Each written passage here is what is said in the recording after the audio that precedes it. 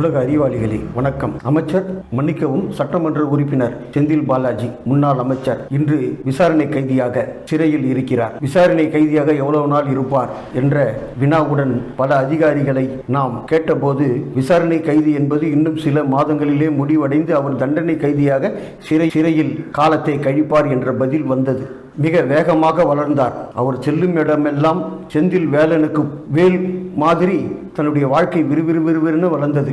அதிமுகவில் ஒரு இளவரசர் மாதிரியாகவே வாழ்ந்து வந்தார். அவருடைய போதாத நேரம் முதலாக அவர் பன்னீர்செல்வத்தை எதிர்த்தார். பன்னீர்செல்வம் பல டூப்ளிகேட் ஃபைல்களை உள்ளே விடும்போது இதை சுட்டிக்காட்டி ஜெயலலிதாவிடம் பன்னீர்செல்வத்தை போட்டு கொடுத்து பன்னீர்செல்வத்தை ஓரம் கட்டினார். கட்சி செங்கோட்டையன் அவர் ஒரு காதல் செய்து கொண்டிருந்தார். அந்த நேரத்தில் அந்த காதலையை கொடைநாடு வரை எடுத்து போய் செங்கோட்டையின் வாழ்க்கையை அழித்து அமைச்சர் பதவியிலிருந்து தூக்கிய ஒரு பெருமை பன்னீர்செல்வத்தை சாரும். ஏன் இன்னைக்கு பன்னீர்செல்வத்தை பக்கத்தில் யாருமே வரமாட்டேன்றாங்கன்னா இது ஒரு காரணம்.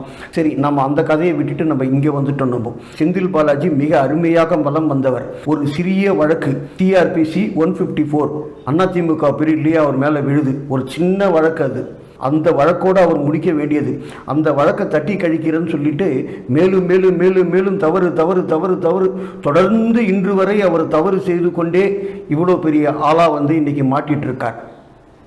அவர் டிடிவி தினகரனுடன் ஒரு பயணம் செய்தார். டிடிவி தினகரன் பயணம் முடித்துக்கொண்டு திராவிட முன்னேற்ற கழகத்தில் ஐக்கியமாகி நிழல் முதலமைச்சர் அப்படின்னு கூட நம்ம சொல்லலாம். அந்த அளவுக்கு மிக வேகமான வளர்ச்சி. அந்த வளர்ச்சியில் அவருக்கு தெரியாமல் ஒரு 7.5 வந்து அவர் வாழ்க்கையில் உட்கார்ந்துட்டு இருந்தது. முதலாக அண்ணாமலையை நேரம் கேட்டார்.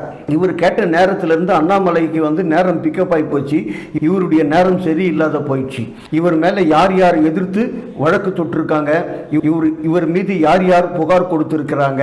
இன்னைக்கு திமுக தலைவர் மு.க. ஸ்டாலின் அவர்களே இவர் மீது புகார் கொடுத்திருக்கிறார். இதை யாருமே மறுக்க முடியாத ஒரு சூழல். எடப்பாடி பழனிசாமிக்கு நேர் எதிரி இவர்.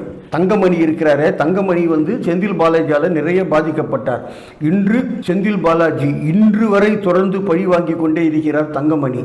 அதுக்கு MR விஜயபாஸ்கர் அவருக்கும் செந்தில் பாலாஜிக்கும் நேர் விரோதம். தொடர்ந்து இவர் யார் யாரை பகைத்து கொண்டார் என்ற லிஸ்ட்டை எடுத்தால் மிகுந்து வளர்ந்து கொண்டே செல்லும். அத்தனை பேரும் புகாரும் இவர் மீது இன்னைக்கு சீறி பாய்ந்து வேலை செய்கிறது.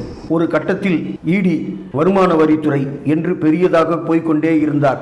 இன்று இவருடைய வழக்கு மிக அருகில் இவர் தண்டனை கைதியாக மாறுவார் என்றே ஒரு பரவலான கருத்து. சட்ட வல்லுநர்கள் இவருடைய வழக்கை பார்த்தவுடன் உடனே சொல்லக்கூடிய ஒரே ஒரு வார்த்தை, அன்றே 154 CRPC ஒரு சின்ன வழக்கை இவர் முடிச்சிருந்தாருன்னா இன்னைக்கு இவ்வளோ தூரம் வராது. ஒருத்தரை ஏமாற்றணுன்ற ஒரு நோக்கத்தோடவே அந்த வழக்கை வந்து தள்ளிக்கிட்டே போனார். அதுதான் இவர் செய்த ஒரு பெரிய தவறு. இவருக்கு பல எதிரிகள் இருக்கிறார்கள். இவர் நேரம் சிறைக்கு செல்வதற்கு முன் இந்தியாவின் மத்திய அரசில் முக்கிய பங்கு வகிக்கும் திரு அமித்ஷா அவர்கள், உள்துறை அமைச்சர் அமித்ஷா அவர்கள் சென்னை வரும்பொழுது பவர் கட் பண்ணார். அது மிகப்பெரிய ஒரு தவறு. மத்திய அமைச்சர்கள் லிஸ்ட்லேயே அதிகமான பாதுகாப்பு உள்ள ஒரே அமைச்சர் உள்துறை அமைச்சர். அவர் விமான நிலையத்திலிருந்து ஹோட்டல் நுழையும் போது வரைக்கும் இருட்டிலேயே போனார். Power cut. அந்த பவர் கட்டு நாளில் இருந்து ஒரு வாரமோ இல்லை 2 வாரத்திலேயோ இவர் பவரை வந்து ஒரு பவராக கட் பண்ணிட்டு இருக்காங்க.